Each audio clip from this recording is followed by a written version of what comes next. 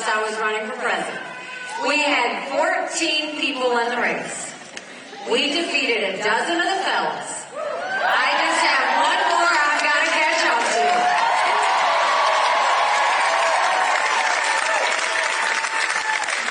And the reason all of us are so passionate, the reason that we are all moving in this direction, is because we don't have to turn on the news to see what's happening. We're $34 trillion in debt.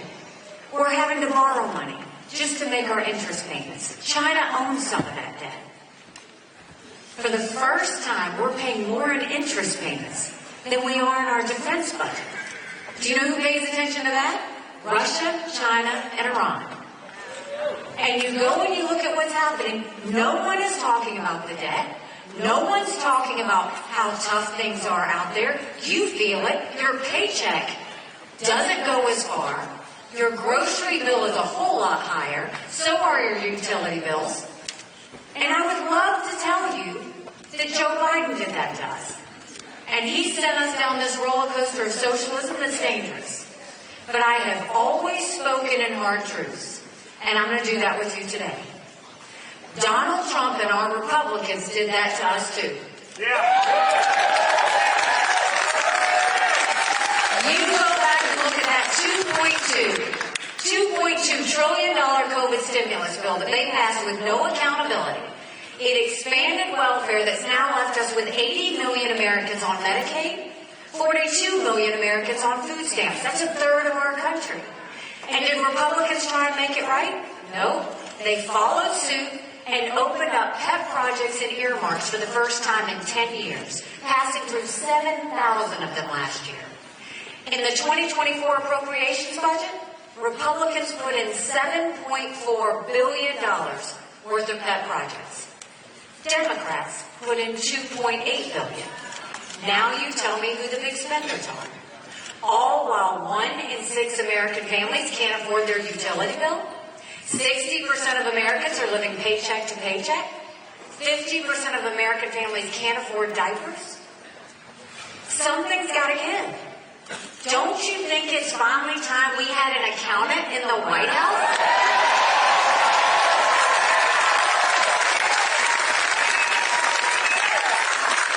So how would this accountant go about fixing the economy? The first thing we do is we call back the $100 billion of unspent COVID dollars that are still sitting out there. Instead of 87,000 IRS agents going after middle America, let's go after the hundreds of billions of dollars of COVID fraud. 1 out of every $7 was spent fraudulently. If 8% of our budget is interest, quit borrowing. Cut up the credit cards. You have to balance the budget every day. I had to balance the budget as governor. Why is Congress the only group that refuses to balance the budget? We'll stop the spending, we'll stop the borrowing, we'll eliminate their earmarks, and I will veto any spending bill that doesn't take us back to pre-COVID levels. That will save us trillions.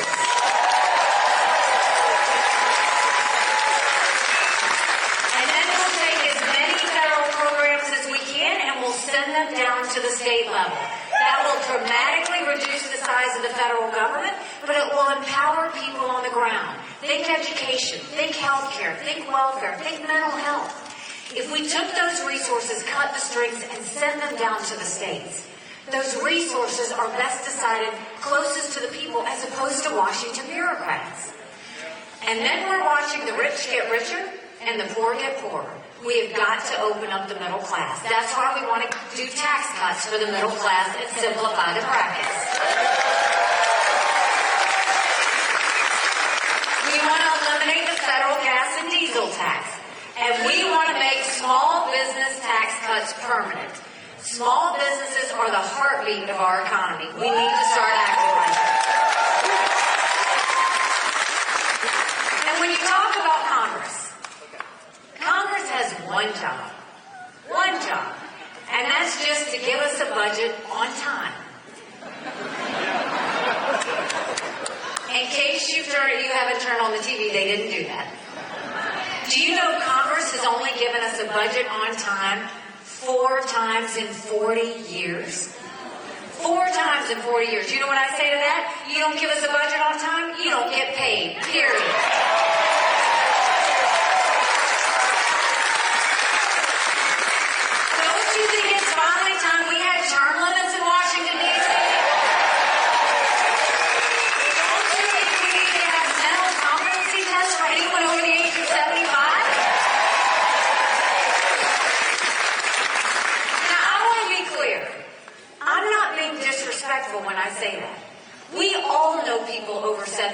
can run circles around us. And then we know Joe Biden.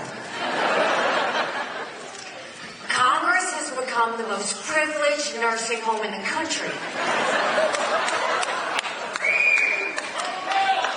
These are people making decisions on the future of our economy. These are people making decisions on our national security. We need to know they're at the top of their game. We can't play with this. And then let's talk about the border. I can't believe we would allow this in the United States of America. 9 million illegal immigrants have come to that border. We've had more fentanyl cross the border last year that would kill every single American. Number one cause of death for adults 18 to 45, fentanyl. And don't think for a second China doesn't know what they're doing when they send it over. When I was governor of South Carolina, we passed the toughest illegal immigration law in the country. President Obama sued us over it, and we won. I want to take what we did in South Carolina and go national with it. Let's do a national E-Verify program so that every business has to prove that the people they hire are in this country legally. Let's defund sanctuary cities once and for all. No more safe havens in there. We'll put 25,000 Border Patrol and ICE agents on the ground and let them do their job. We'll go back to the Remain in Mexico policy so that no one steps foot on U.S. soil. And instead of catch and release, we'll go to catch and deport. That is what will stop what's happening on the border. But you know what was interesting is 2 weeks ago, Congress came up with a border bill. Now, in that border bill, what was good about it was it strengthened asylum laws. We have to strengthen the asylum laws because 3 million illegal immigrants came in under Trump's watch because our asylum laws weren't strong enough. What was weak about the bill was they didn't have Remain in Mexico. We have to have that. And they had a 5,000 person threshold. We can't even have a 1 person threshold. But what bothers me is what normally should have happened was Congress would have gotten in a room and debated until they strengthened it to get it out. But instead what happened, Donald Trump told Congress not to do anything until after the general election because it would hurt it. We can't wait one more day to pass a strong border bill.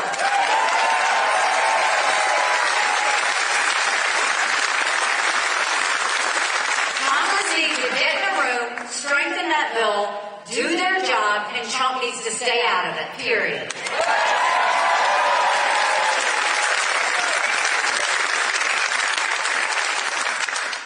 And you know, when growing up in rural South Carolina, my parents always taught me that you take care of those who take care of you. I'm going to ask you if we're taking care of those who take care of us. Right now in America, over 35,000 of our veterans are homeless. 1 in 3 suffers from PTSD or thoughts of suicide.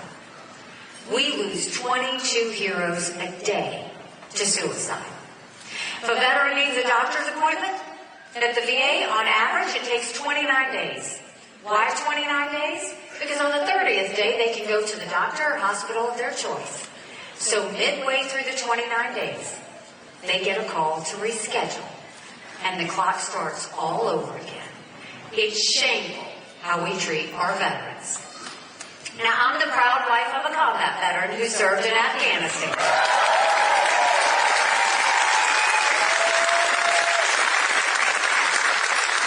And when Michael came home to us, that was a lot of prayers answered. But that was the easy part. When we got home, life got hard. Michael couldn't hear loud noises. He couldn't be in crowds. Life had passed him by for the year that he was gone, and the transition was tough. We can't just love our men and women when they're gone. We gotta love them when they come back home, too.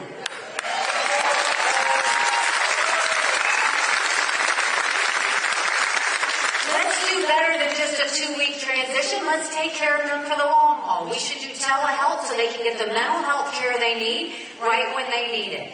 They should be able to go to the doctor or hospital of their choice. They've earned that right. And I think the best way we go about dealing with VA health care, I think every member of Congress should have to get their health care from the VA.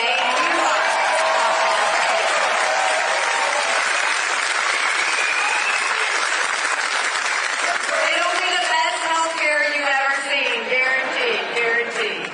And speaking of our military, let's talk about national security. The world is on fire, literally. You've got a war in Europe. You've got a war in the Middle East. You've got North Korea testing intercontinental ballistic missiles capable of hitting the U.S. You've got China doing cyber attacks on our infrastructure. And now we have Russia blinding satellites so we can't see what they're doing. Make no mistake, none of that would have happened had we not had that debacle in Afghanistan. The idea that Michael and his military brothers and sisters who served there had to watch us leave Bagram Air Force Base in the middle of the night without telling our allies who stood shoulder to shoulder with us for decades because we asked them to be there. Think about what that said to our friends. More importantly, think about what that said to our enemies.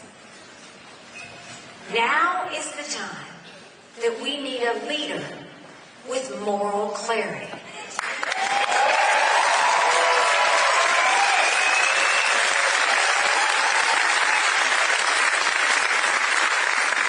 We need a leader who knows the difference between right and wrong and good and bad. 2 weeks ago, Donald Trump said that he would stand with Putin and encourage him to invade our allies. Now think about that. I don't care if he went off the teleprompter when he did it. That's what he felt. But the problem with that is, you mean to tell me that Trump is willing to side with a dictator who kills his political opponents? Trump is willing to side with a thug who arrests American journalists and holds them hostage. Trump is willing to side with a tyrant who's made no bones about wanting to destroy America. And Trump is going to side with a madman over our allies who stood with us after 9/11? In that one moment, he made our allies vulnerable, he emboldened Putin, and he put our military men and women who are serving there in danger. And now you hear from Trump and from now the Republicans following suit that you have to choose between Ukraine and Israel and the border. They are flat out lying to you. And that's the problem. No one is telling the American people the truth.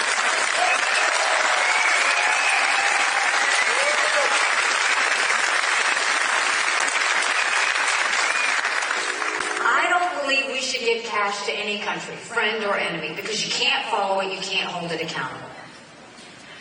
But the goal of a president should always be to prevent war.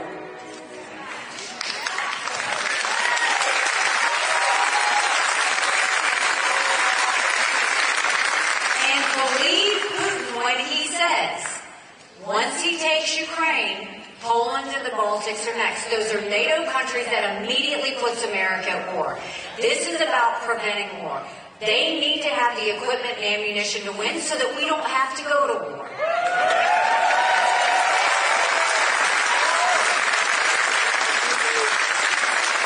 This is the part they don't want you to know. Securing the border is priority number one, period. But if we just helped Ukraine and Israel, that's only 5% of our defense budget. If we helped Ukraine, Israel, and secured the border, that's less than 20% of Biden's green subsidies. So don't let them lie to you and say that you have to choose. A president and Congress has to choose preventing war. A president and Congress has to choose protecting Americans. And a president and Congress owe you the truth. And that's what you're not getting, and I will always give that to you.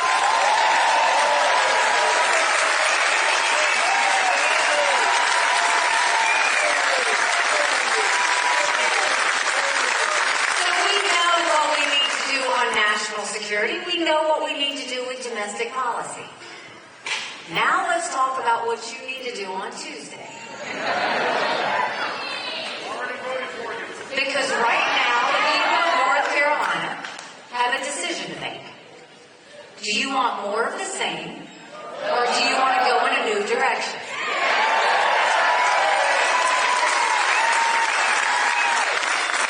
70% of Americans don't want Donald Trump or Joe Biden.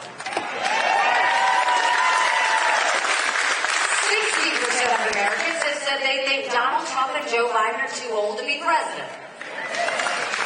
Now is the time we need a new generational leader that can put in 8 years, day and night, fixing the things we need fixed with no negativity, no drama, no vendettas, just real results for the American people.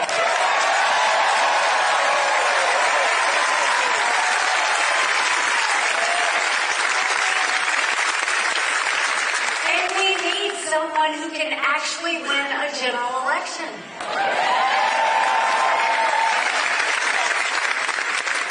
There was another 2 polls that come out. One last week, a Marquette poll came out, and it showed that Joe Biden, Donald Trump, margin of error. We're going to be biting our nails figuring out what happened. I'm in that same poll, and I defeat Joe Biden by 18 points.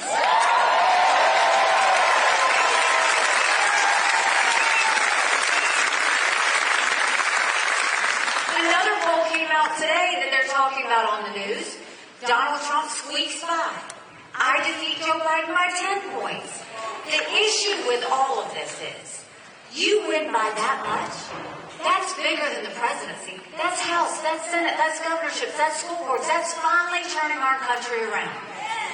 You win by double digits. That's a mandate going into D.C. to stop the wasteful spending and get our economy back on track. That's a mandate getting our kids reading again and go back to the basics in education. That's a mandate to secure our borders with no more excuses. That's a mandate for law and order back in our cities. And that's a mandate for a strong America that prevents wars that we can all be proud of. Don't you want that?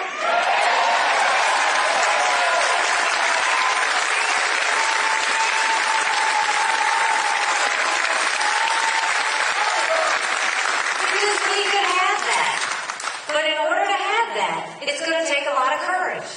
Courage from every person here. Courage for me to run. And courage for every one of you to know. Don't complain about what happens in a general election if you don't vote in this primary. It matters.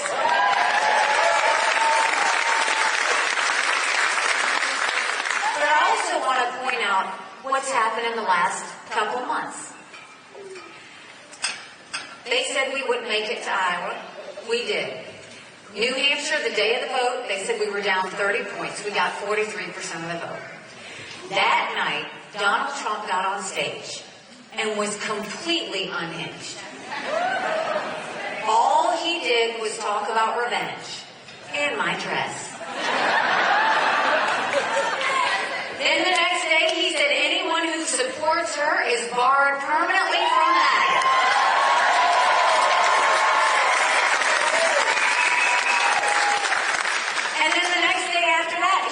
The RNC to name him the presumptive nominee. No, we don't anoint kings in America. We have elections.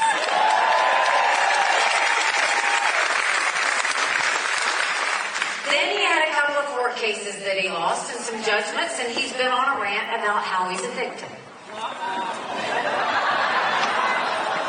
The problem with all of that, whether it's the night of New Hampshire or whether it was after these court cases, at no point is he talking about the American people.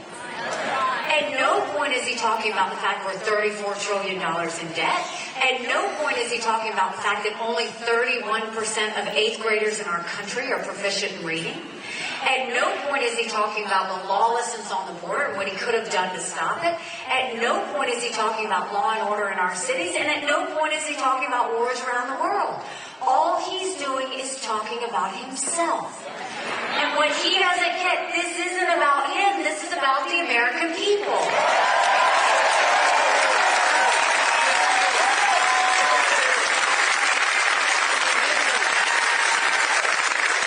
And just last night, he tweeted, because we had a great crowd in Washington, D.C., D.C., he tweeted and said, anyone who supports her or helps her will not have access to me.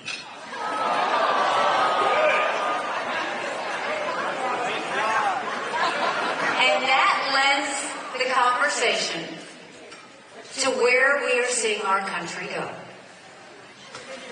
Because Donald Trump is now redefining the Republican Party.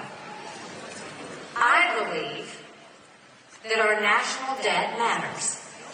I believe in fiscal restraint. I believe in smaller government. I believe in economic freedom.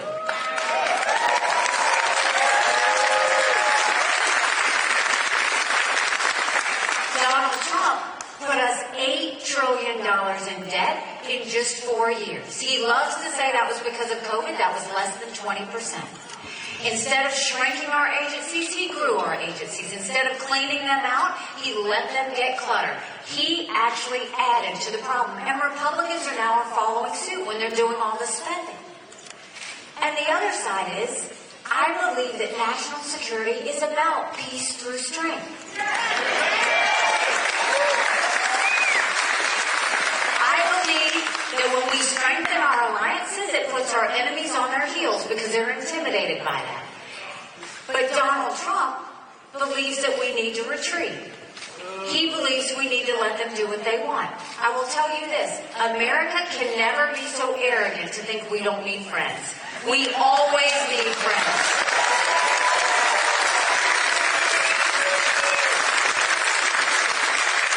And now Donald Trump is going so far to deal with the RNC party structure. Before the primary is over, he has already put his daughter-in-law's head. He's put his campaign manager to run it. And they have announced that the RNC is no longer about winning races up and down the ticket. It's about Donald Trump. Now, he spent $60 million in campaign contributions on his own personal court cases. This is now about him making the RNC his own legal slush fund. Boo, boo. And no one is saying anything. And what I'll tell you is that there is a resolution that has been put down that asks the question about whether the RNC can spend money on his legal fees. You have 3 people in North Carolina that represent you. They need to show us a vote on the record. We need to see exactly how every one of those committee members votes for the RNC so that we know exactly what they're doing with any money that goes there.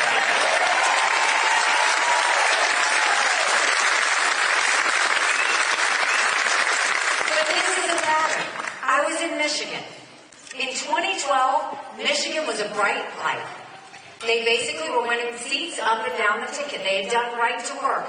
I had been there. I was campaigning for people. They were celebrating. Since Donald Trump became president, they lost the governor's mansion, they lost the state house, they lost the state senate. I went to Minnesota, the exact same thing happened. I went to Colorado after that. No Republican has gotten above 45% statewide since Donald Trump became president. We lost in 2018. We lost in 2020. We lost in 2022. You look at what happened 2 weeks ago. Republicans lost the vote on minorities. They lost the vote on Israel. The RNC chair lost her job, and he had his fingerprints in all of it. How many more times do we have to lose before we realize maybe Donald Trump is the problem?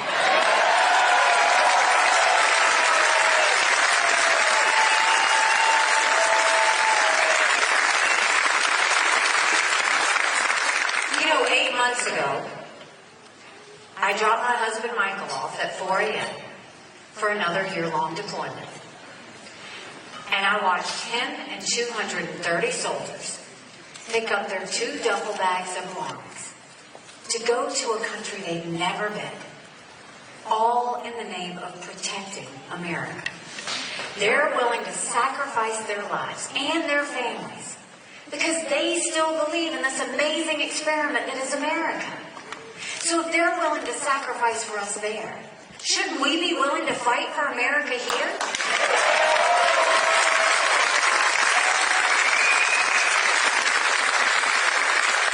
Because we have a country to save. And you know, all the media is losing their minds. They're like, why does she keep fighting? Why does she keep doing this. I think I've pretty much proven I'm not trying to be vice president.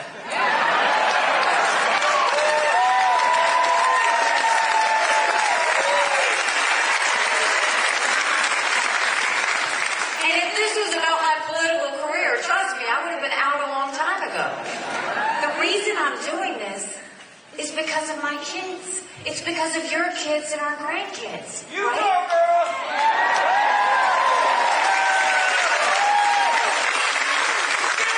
If you look at the younger generation, look at what they've been through. They went through COVID, which was traumatic. Then they see this $34 trillion in debt. They know they're going to end up being responsible for it. They worry about getting a job. They worry about making ends meet. They don't know that they're ever going to be able to afford a home. And they feel these wars around the world. And all of that is under this umbrella of America that's full of anger and division. And then we want to know why there's so much stress, anxiety, and depression. Our kids deserve to know what normal feels like.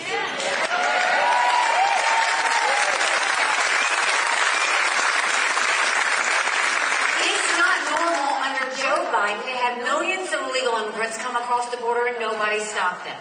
It's not normal under Joe Biden to focus more on gender pronouns and whether our kids can read them. It's not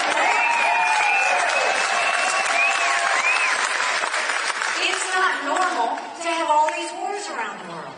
And it's not normal under Donald Trump to sit there and mock the military. It's not normal under Donald Trump to side with a tyrant over our allies. It's not normal for Donald Trump to spend campaign contributions on his own personal court cases. And it's not normal for Joe Biden to call opponents fascists and Donald Trump to call his opponents vermin. None of this is normal.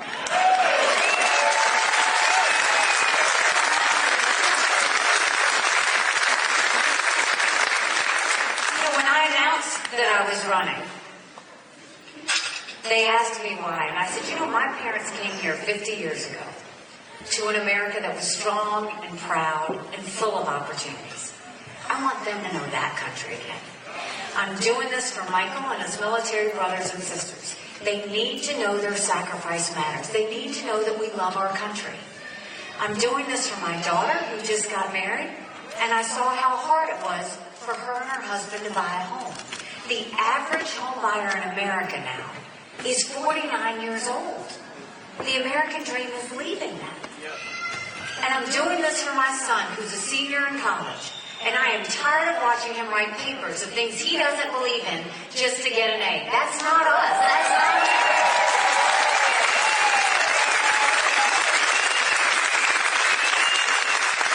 And for the first time, 81% of Americans don't think their kids are going to live as good of a life as we did.